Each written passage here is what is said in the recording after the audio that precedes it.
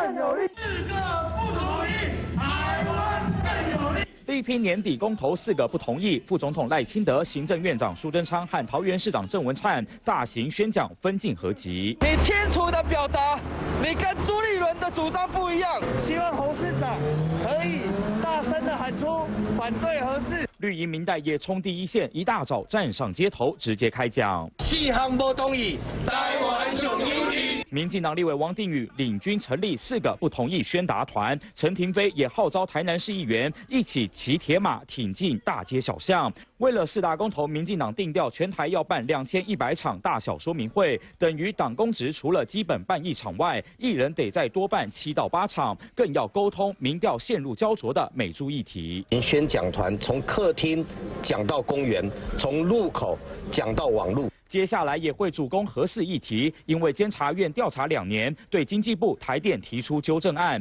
包括核四抗辐射外泄能力规定至少180天，但却下修到100天。买了2318个密封包材，却只用了114个。更严重的是，有如核电厂大脑的 DCIS 连接系统，更出现355项设备缺失，其他897项严重问题，还有70%没有解决。这一个公投。